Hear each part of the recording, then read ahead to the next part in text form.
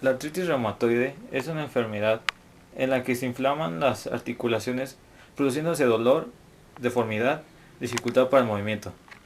Es posible que ciertos determinantes genéticos puedan dar cierta susceptibilidad a un factor ambiental no identificado, ya pueden ser bacterias, virus, etc., que inicia el proceso de la enfermedad. Lo cierto es que aún no se conoce la causa. Esta enfermedad no es hereditaria ni contagiosa. Es más frecuente en mujeres, pero también afecta a varones, con una relación de 3 a 1. No es una enfermedad propia de la edad avanzada. Se representa con mayor frecuencia entre los 45 y los 55 años. Una articulación normal se compone de una membrana sinovial, del líquido sinovial, de la cápsula y del cartílago. Las articulaciones son las estructuras que unen huesos y permiten la movilidad del cuerpo humano. Las porciones finales de los huesos tienen unas superficies lisas que son los cartílagos, que permiten un rozamiento suave entre dichos huesos.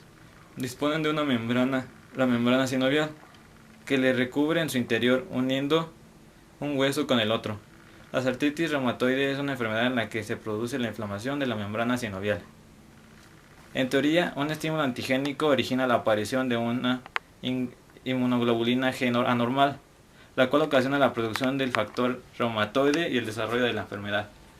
Como se puede ver, los linfocitos B son los que dan origen a la producción de inmunoglobulina G anormal. Esta da a su vez una producción de factores reumatoides. Después se forma un complejo inmunitario en sinovio o cartílago o en ambos. Se activa el complemento ya sea por la vía directa o alterna y se inicia en la amplificación de la respuesta inflamatoria. Con esto da origen a la artritis. Primeros síntomas. Los síntomas constitucionales incluyen malestar general, fiebre y pérdida de peso. Tiene un inicio característico en las articulaciones pequeñas de manos y pies y progresa de manera centrípeta y simétrica.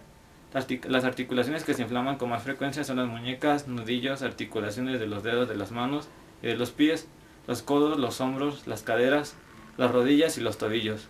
Por la mañana puede haber dificultad para el inicio de los movimientos, rigidez matutina, de duración variable y que puede llegar a durar por horas. De artritis reumatoide. 1. Los pacientes deben tener una articulación afectada con artritis reumatoide y 6 o más puntos según los parámetros siguientes para establecer el diagnóstico. A. Articulaciones involucradas. Una articulación grande, 0 puntos. De 2 a 10 articulaciones grandes, 1 punto. 1 a 3 articulaciones pequeñas, 2 puntos. 4 a 10 pequeñas, 3 puntos. Más de 10 articulaciones, 5 puntos. B. Serología. Al menos debe de contarse con una determinación. Anticuerpos artriclurinados, anti-CSP negativos o factor reumatoide FR negativo, 0 puntos.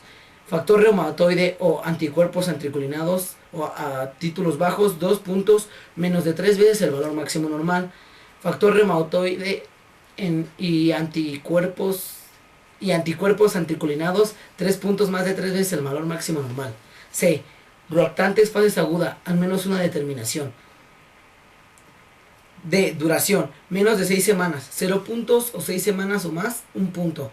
E. Articulaciones afectadas, pequeñas articulaciones de 2 a 5 metacarpofalanágicas.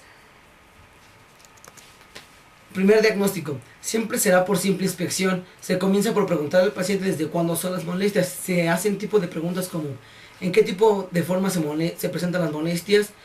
Pocas o bastantes. ¿Dónde se localiza la molestia? ¿Desde hace cuánto comenzó la molestia? ¿Y en qué momento su movimiento se intensifica la molestia? Antecedentes clínicos, etcétera. Se prosigue examinando el área afectada por medio de la vista y el tacto, ya que la artritis reumatoide es fácil de detectar mediante la vista.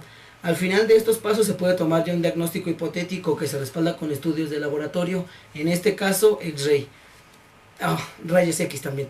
Al confirmarse o acelerarse el problema y el grado del padecimiento, se prosigue con el tratamiento.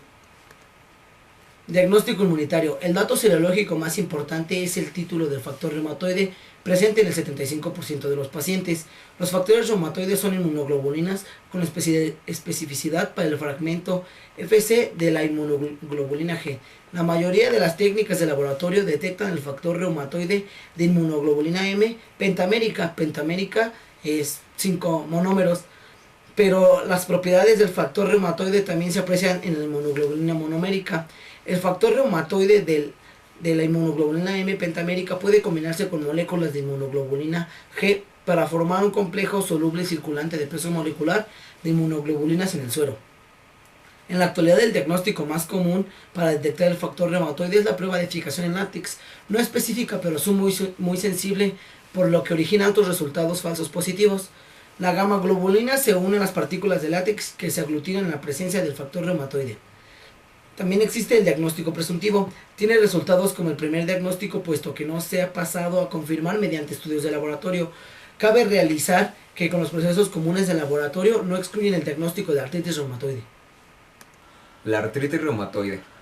La artritis reumatoidea generalmente requiere tratamiento de por vida que incluye medicamentos, fisioterapia, ejercicio, educación y posiblemente cirugía. El tratamiento agresivo y oportuno para ese tipo de artritis puede retardar la destrucción de la articulación. Medicamentos antirreumáticos modificadores de la enfermedad. Son los primeros fármacos que por lo general se ensayan en pacientes con artritis reumatoidea. Se recetan además del reposo, los ejercicios de fortalecimiento y los fármacos antiinflamatorios. El metotrexato, Reumatrex, es el DMARD más comúnmente utilizado para la artritis reumatoidea.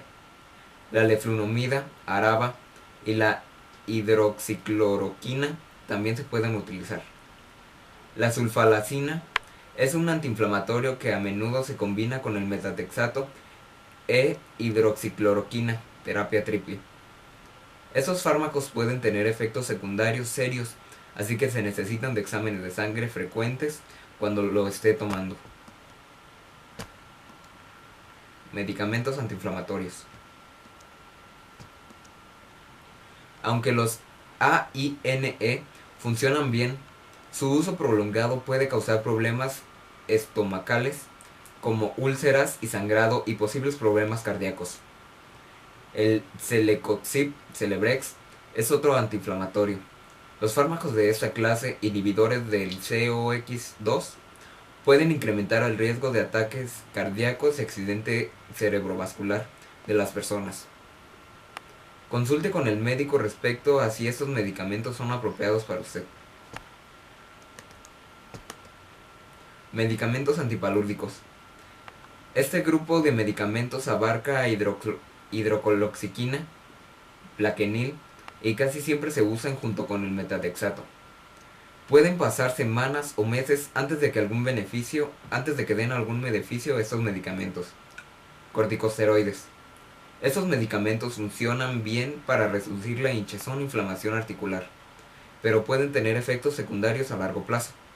Por lo tanto, se deben tomar solo por un corto tiempo y en dosis bajas cuando sea posible. Agentes biológicos. Esos fármacos están diseñados para afectar las partes del sistema inmunitario que juegan un papel en el proceso patológico de la artritis reumatoidea. Esos fármacos se pueden administrar cuando otros medicamentos para la artritis reumatoidea no han funcionado. A veces, el medicamento iniciará con los fármacos biológicos con más celebridad, junto con otros fármacos para este tipo de artritis. De mi parte, eso es todo.